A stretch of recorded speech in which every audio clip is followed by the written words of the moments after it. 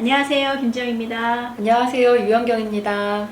자, 오늘은 어떤 질문을 만나볼까 한번 제가 질문을 보겠습니다. 질문을 봤더니 오늘의 질문은 아이와의 대화가 중요하다고 하는데 질문을 잘하는 뭔가 포인트, 뭐 노하우가 있을까요? 라는 게 이제 학부모님의 질문인데요. 노하우 포인트 어떤 게 있을까요? 현경 선생님의 노하우 포인트를 먼저 한번 들어보도록 하겠습니다. 제 노하우는 일단 OX 질문을 안 하려고 노력을 해요. 네네. 그러니까 저도 모르게 좀 의식적으로 좀 취조하듯이 오늘 했냐 안 했냐 뭐 이런 좀 OX의 단답형의 질문을 할 때 참 많거든요. 네. 근데 그러다 보면 아이랑 대화가 길어지지도 않고 아이의 진솔한 얘기를 듣기도 어렵거든요. 그래서 저는 좀 OX보다는 WH 의문문, 우리 예전에 많이 공부했던 네. 그런 걸로 물어보려고 노력을 합니다. 네네. 이게 질문을 하면서 이 질문을 하는 의도를 부모님들이 꼭 생각해 보시는 게 좋을 것 같아요. 그러니까 아까 이제 그 OX 얘기하셨는데 이럴 때 보통 나오는 질문들이 그런 거잖아요. 확인하기 위해서 그렇죠. 뭐 숙제했어라던가 네. 뭐 이런 형태의 질문들인데, 그러니까 내가 아이하고의 대화를 이끌어가기 위해서 이 질문을 하고 있는 건지 아니면 무언가를 확인하기 위해서 이 질문을 하고 있는 건지 이런 생각을 꼭 하시면 좋겠는데, 저는 최근에 어떤 분이 저한테 이 질문을 하셨는데 되게 기분이 좋았던 질문이 있었어요. 네, 어떤 질문이냐면, 저랑 같이 이제 협업해서 어떤 일을 하게 되신 분이 저한테 이렇게 질문하시더라고요. 제가 대표님을 잘 도와드리는 협업자가 되기 위해서 제가 무엇을 하면 좋을까요? 라고 질문하셨어요. 네. 근데 이 질문이 왜 좋냐면 정말 알고 싶어하는 그 마음이 느껴졌어요. 네. 내가 어떻게 하면 좋은 협업자가 되고 싶어 할까를 정말 저한테 그거 궁금해 하시는 게 느껴졌는데, 우리가 보통 아이들하고 질문할 때는 막 진짜 이 아이의 생각이 궁금해 이런 건 별로 없잖아요. 그쵸. 그래서 아마 그런 의미 때문에 아마 이렇게 OX 질문이 많이 나가지 않을까, 네. 이런 생각이 듭니다. 네. 아이랑 그냥 대화를 이어는 가야 되겠는데 딱히 궁금하진 않고 뭐부터 얘기할까 할 때 정말 진정성 있는 그런 궁금한 질문이 네. 진짜 질문인 것 같아요. 그쵸. 네. 그런 의미에서 일단 호기심을 가진 질문을 해야 되고, 또 이런 경우가 있어요. 부모님은 되게 물어보고 싶지만 아이는 대답하기 싫은 주제도 있잖아요. 그렇죠. 네. 그런 경우에는 아무리 질문해도 답이 나오지 않죠. 그래서 또 고민해 보셔야 될 거는 아이가 얘기하고 싶은 주제가 뭘까? 네. 이거를 좀 아시면 좋을 것 같아요. 네. 네. 그래서 질문도 보면 쉬운 질문과 어려운 질문이 있는 것 같고 네. 또 기분이 나빠지는 그런 질문들이 그쵸. 있는데 네, 맞아요.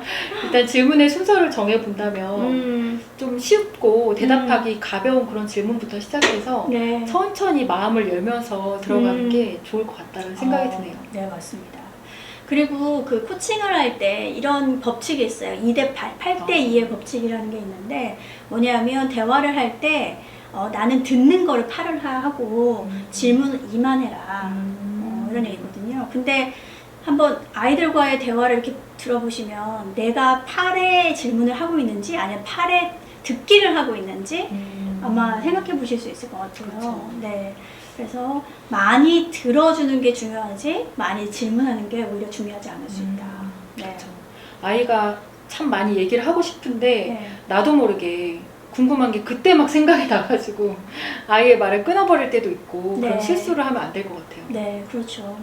그리고 자꾸 질문한다는 의도를 가지면 계속 그럼 나 다음에는 또 무슨 질문하지? 이 아이와의 대화를 이어가기 위해서 무슨 질문하지? 막 그걸 생각하느라고 아이가 하는 말을 잘 못 들을 때가 있거든요. 그러니까 이 질문을 내가 하겠다는 생각보다는 계속 호기심을 따라가면서 궁금하는 걸 쫓아가 봐야겠다 이런 생각 가지시면 자연스럽게 질문이 나올 것 같아요. 네. 또 아이와는 보통 어떤 대화를 하시는 것 같아요, 현경쌤은? 저는 일단 아이가 얘기하는 거를 먼저 얘기하는 걸 좀 들으려고 노력을 하는 것 같아요. 그러다 보면 우리 아이가 이런 부분에 관심을 갖고 있구나 라는 걸 좀 자연스럽게 알게 되는데 어떤 날은 그냥 아이가 뭐 꽃 얘기를 하면 그 얘기를 끊지 않고 그냥 듣다 보면 그 얘기를 들으면서 궁금한 게 생각이 나고 네. 또 어느 날은 책 얘기를 하고 축구 얘기를 하다 보면 그래서 저는 아까 말씀하셨던 것처럼 좀 아이가 말하고 싶은 거에 좀 집중을 하려고 노력하고 있습니다. 네네.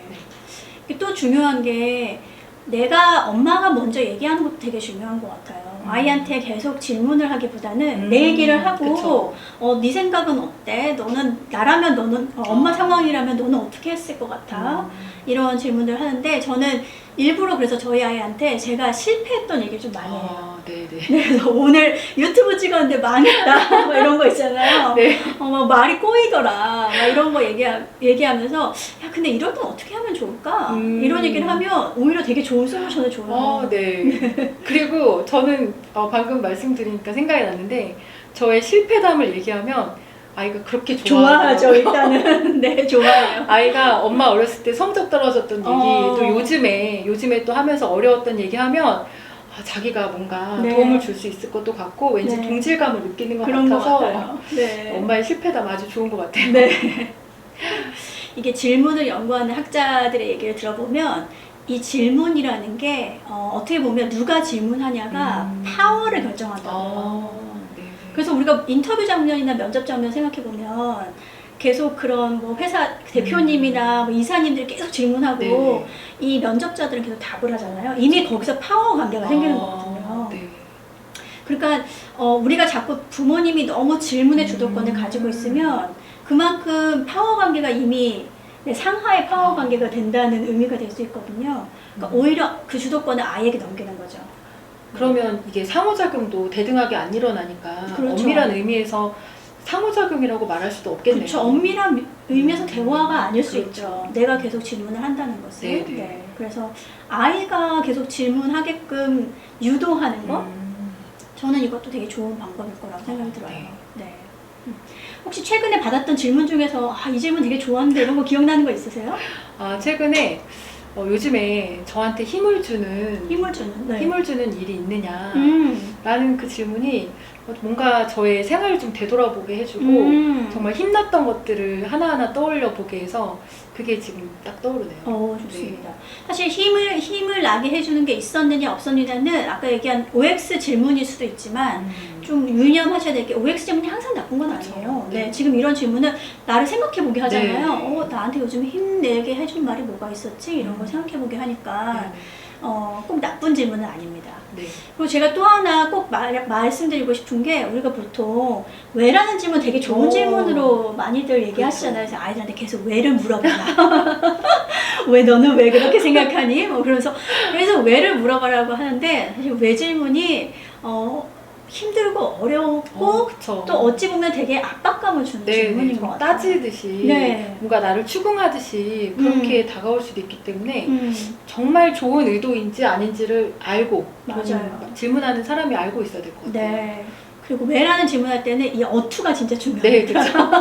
네, 어떤 어투로 왜라고 말하냐에 따라서 취조 질문도 될 수 그렇죠. 있고 정말 궁금해서 물어보는 네. 질문도 될 수 있고 그런 것 같아요. 그래서 제가 요즘에 아이한테 왜라고 하면 좀 아이도 놀랄 수도 있다고 생각을 해서 무슨 이유로 무슨 이유로 이렇게 좀 풀거든요. 어째서 무슨 이유로. 근데 그 숫자가 많아지니까 아이도 좀 약간 좀 진정이 되거나 또 저 역시도 약간 마음을 좀 감정을 좀 누그러뜨리고 얘기할 수가 있어서 좀 이렇게 천천히 심호흡을 하듯이 물어보는 것도 괜찮은 것 같아요. 그렇죠. 왜라는 질문을 딱 받으면 일단 한 발 딱 물러서게 되는 것 같아요. 공격적이고. 네, 그래서 가능한 아까 얘기한 대로 어떤 이유로 그렇게 조금 돌려서 얘기한다던가 다른 어떤 질문으로 바꿔보는 것도 저는 방법일 것 같습니다.